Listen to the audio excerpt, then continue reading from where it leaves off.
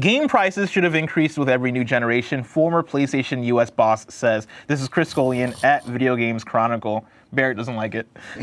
Former PlayStation US boss Sean Leaden says the price of video games should have been rising every new generation to cover the increase in development costs. Leaden, who was chairman of the company's Worldwide Studios group when he left Sony in 2019, shared his thoughts on video game pricing in a new feature by GamesIndustry.biz. On the topic of game prices increasing to $80, Leaden noted that the cost of premium games had stayed the same for the past 20 years, despite the combination of increased development costs and inflation. Quote, I think it's because everyone's afraid, he suggested. No one wants to be the first one to raise the price because you're afraid to lose traffic. So what you do is you just end up eating into your operation income, your profit margin, end quote. Leaden said that by charging the same price for games while increasing game budgets at the same time, it's inevitable that companies make less net profit as a result. Quote, there are more sports cars in the parking lot in the PS1 era than there were in the PS4 era. Because if you're... No, we're coming back to that. Bear's laughing. We're coming back to that. I'm going to highlight it. Highlight that. Fuck off, Sean Leaden. That's an insane thing There was a lot of cool cars back then. Oh, my God. We had so many good cars. We're coming Everybody was driving Maseratis back then. God. Because everybody was getting a piece of the pie, baby. I'm going to read that quote again. Quote, there were more sports cars in the parking lot in the PS1 era than there were in the PS4 era, because if you're selling 20 million units at $60 for something that only costs you $10 million to make, that's different than selling 20 million units at $60 for something that costs $160 You know what? to make. That's math. That is math. He be mathing. He be mathing, Barrett. We're at the end of this article. I was agreeing with him until that one part. Okay, well, maybe he overstepped the line saying Maseratis. Yeah, he was like, we had so many more sports cars. He was like, all right, Sean Leaden, you lost me here with the sports cars. According to the article, Leaden then said that games should have increased in price with every new generation, but that instead, the industry's mantra has been, quote, as long as we grow, even though we're not making money, somehow we can't die, end quote. Leaden said this way of thinking has now reached a crisis point because companies have now reached the stage where they have to sell many millions of copies to make back development costs. He also noted that, quote, they've already been kind of moving the medium price point up anyway, even if the base price hasn't been rising thanks to the use of microtransactions and deluxe editions of games, the latter of which adds extra in-game content that has almost a zero cost to make, which I want to get back to that as well. I like that. I highlighted that. We got to get back to that as well. Yep.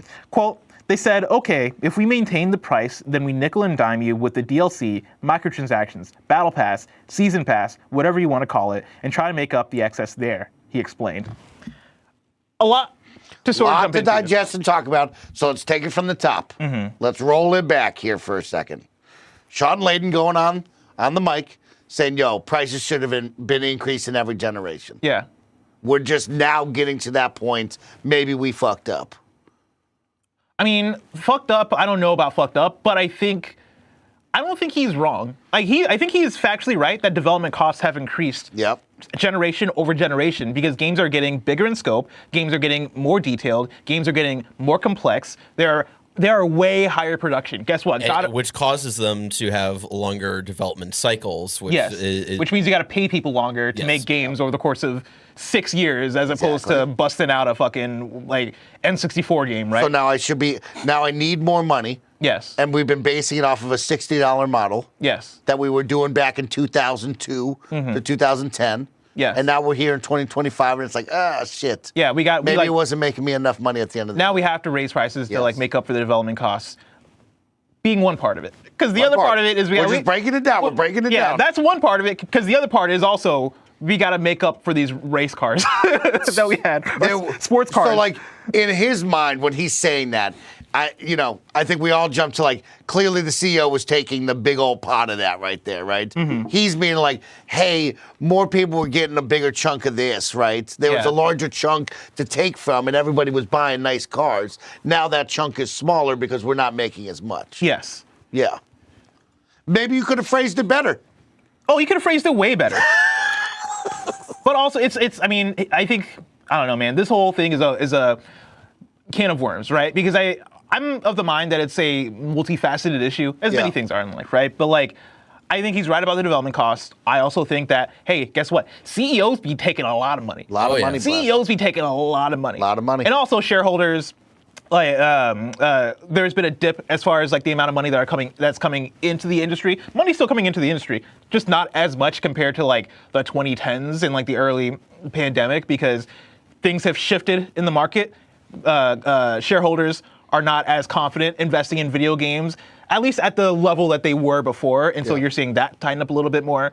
It's a number of factors that's leading into the place we're at now. Ballooning teams, because everything, like there's this obsession, because it's also a tech industry of like making everything bigger and bigger and bigger and bigger. Yes. Which, is also conflating into, development time cycles and, ballooning that cost as well. Yeah. Where, I think in retrospect, with how everything went in terms of that, sure.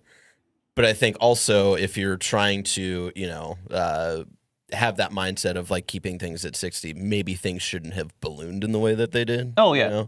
I mean, it's a very interesting conversation because like you're hearing directly from a guy who was at the tippity top, right? Like this is a person who was there making those calls. And I found something interesting of like that quote of, as long as we grow, even though we're not making the money, somehow we can't die, right? And we've always heard Xbox state that there's like 6 billion players out there and we just got to reach them because over here we've kind of reached them now, but we got to reach even more. And I think we're seeing in 2012, it's like that reach is out there. Every person on Earth kind of knows about video games by this point. It's not a hidden gem that someone has just unearthed. So, like, the reach is now all the way around. And maybe we can't do this any longer of like, we can continue to grow. It's like, well, the growth has happened, right? Like, everybody knows. So it's like there's not much growth to be had anymore. And because of that, the business is changing. To the Xbox example, right?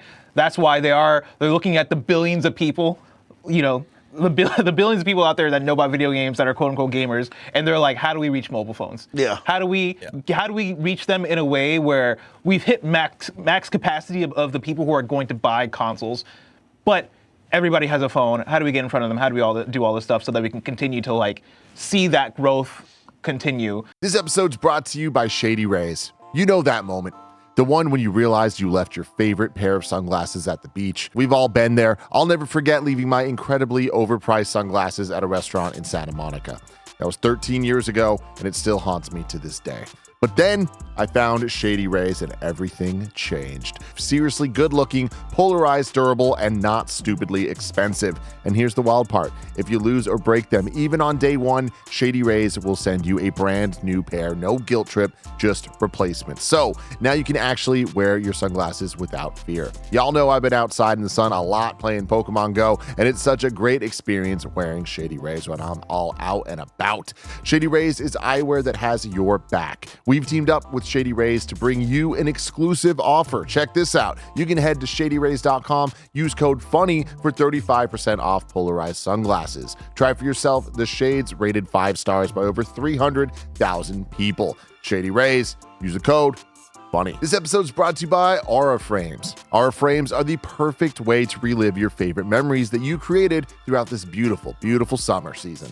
No lie, Aura Frames are undeniably the best gift I have ever given. Family, friends, partners, everyone loves being able to have beautiful frames showing off their loved ones and their favorite memories. Aura Frames are incredibly smart and easy to use, allowing you to upload unlimited photos and videos directly from your phone to the frame. Plus, the coolest thing, you can order the frame online and preload it with photos and videos using the Aura app. So it's ready to go right out of the box when you give it to someone. There's unlimited storage, so you can store as many photos and videos as you can find, and it's so simple to set up. Start reliving your favorite memories by visiting auraframes.com. For a limited time, listeners can get $35 off their best-selling Carver matte frame. That's AURA frames.com, promo code KINDAFUNNY. Support the show by mentioning us at checkout. Terms and conditions apply. auraframes.com, kinda funny. There's a lot to break down. Well, then let's break down the next part. Yeah. We've kept that, but the median price point has moved up anyway, right? And so now we start talking about deluxe editions, add-ons, DLC bonuses, right? Like games there are $70 now. Games now being $70. I go to my favorite, NBA 2K, right? NBA 2K, the Leave No Doubt edition is $150. And that is a lot of virtual things that we're making up to give you so you will give us more money. Yes. Right? Like at no cost really to them. It's just fake currency to buy more in-game cosmetics and toys inside the world that aren't even real. That like they're just getting away with that, you know. There's a lot of those now moving on, and I think those were the techniques that they had to do of like, hey, if the $60 price tag isn't going to make us X amount of money that we thought or what we need, how do we make this happen? And we see it with so many of these microtransactions, pre-order bonuses, deluxe editions that are all also virtual as well. Right, we've moved away. Statues are pretty rare nowadays. Yeah, no, we're not getting statues that often now. We're not even getting discs and boxes half the time nowadays. That's where he comes back around to mention, which adds extra in-game content that has almost a zero cost to make. Guess what? That statue costs to make. That statue has a cost to it. If we can sell you a skin, if we can sell you a stripe pattern or a polka dot pattern, like. Compared to what we were doing in the past, like, oh man, we're selling you a digital item that now you're paying on a subscription basis for. It's a really interesting conversation because it is coming from a guy at the very top, right? Yes. And for me, coming from the ski resort industry, right? When I started in 2008, the price of a daily lift ticket was $89. And back then, that was even like, wow, that's a lot of money, almost $100. Today, if you were to show up at a Vail Resorts owned ski resort in probably the middle of winter, it's like $270 for a daily ticket. So we watched that from 2008 to now, where it went from 89. Oh, wow, it crossed 100. Wow, they're charging $150 for a day ticket. Now it's $200 to ski for one day. And that's just the price of admission to get there on top of travel, rental skis, ski instructions, lunches, right? And so all of these different parts of the world, no matter what industry you're in, you're seeing this price go up, right? Yes. And so, here it is with this. And who benefits off of that is not necessarily primarily the workers. Yeah. Like, don't get to see like wages go up because of that. It's usually, managers and C-suites who, love to buy really expensive cars, right? And so I think like I could understand the argument of like, yes, these things need to, be more costly over time to actually sufficiently like pay our people and pay them living wages and pay them to be in a certain city to work for us, right? But I feel like time and time again we don't hear that or we don't see that, and it's more so putting more money into the pockets of C-suite executives who want to give themselves bonuses after they just laid off like half of their workforce, right? And so that's where the frustration really comes. I think you're putting too much sauce on it, even as far as like the implication that they're paying for, like, hey, we want our workers to be able to thrive and live in these expensive places that we're forced them to be at, so we can like have them work in office. Those are words that'll never come out of their mouth because they don't give a shit about that. I'm saying that's what it should be, and like I would be more on board with this idea of game prices getting more expensive if that was the reality, which we don't live in. But I think all I'm saying is socialize the work. I do think there's a third the third factor of just rising development costs. Yeah, and I do think that is a realistic thing of like, okay, well, shit just costs more to make. Not that we're paying our employees more, but we're keeping them on longer. We are also paying our employees more, right? Of like, that has gone up. I started at $8.75 in 2008. They're now paying those employees $20. Okay, but the cost of living and minimum wage has gone up, but like the C-suite is still getting way too much money. Yeah, compared to like what you were making 15 years ago budgets, and now, the percentage between what they were making 15 years ago and now is very different. Of course, but these budgets also have to reflect that and change, right? And that's the price of the daily lift ticket or the price of a game has to be adjusted with that budget of, well, now I'm paying Blessing $100,000+ times 100. I got to make sure we're doing that.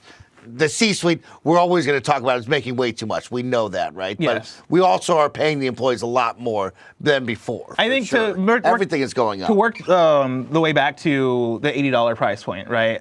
The point I wanted to get to, and I think we've kind of swerved back around to get here, is I think for me, when we see the $80 price point on video games and we recoil, I think the feeling that we have should be directed in the right place, right? Because for me, there's a whole conversation we had that we kind of just had, right, about where that $80 comes from, where these rising prices for video games come from. But I think you also hit the nail on the head as far as what you're talking about for like that ticket price and how that's raised over the years, over the decades, right? And like how much things have ballooned. I think the $80 and our feeling around that is more so about how much money we're being paid. Of course. And how much, like... Wasted Bandwidth puts it very well. Like, our prices are going up, or like our wages and stuff are going up with inflation, not so much because we're actually getting more of a cut in percentage of, you know, the whole pie.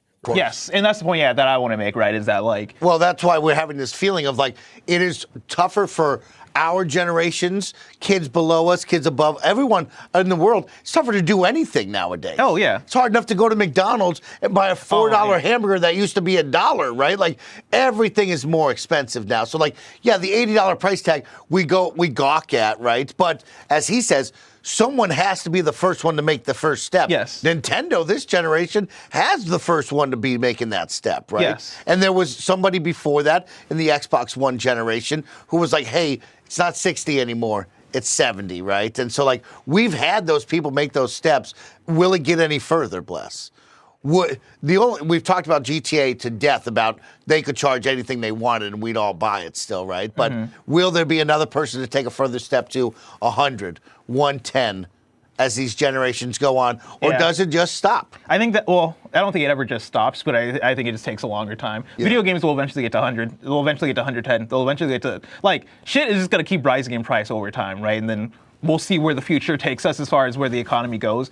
But I do think that even though I can't predict whether or not video games are going to go to a 90 or 100 in the next 2 years, guess what? Microtransactions and battle passes and all the shit exists. GTA Online is going to exist. And I think a lot of those prices are going to be what informs how they look at their margins and how they go, okay, we can charge $80 for this because we're making so much money off of online because we're charging you an arm and a leg for some of this shit. But we'll see when we get there. I believe in the idea that, like, oh yeah, video games costing more over the generations makes sense. I do think it makes sense, but also I think it's tough because we also should be making more dollars and cents. I think that's really what it is. It's on both sides, bless his yeah, right. it's like, I think it's a two-pronged thing. You hear it and you're like, yeah, I totally understand that. Prices could have gone up every generation to cost all of that. But at the same time, the people buying those games aren't getting paid anymore. They're struggling to make it. So yeah, it's a tough dance here. Also, fuck your sports cars. That was a wild line. That's a wild line we're always going to Sports remember. cars in our parking lot 20 years ago. Golly. Shut up.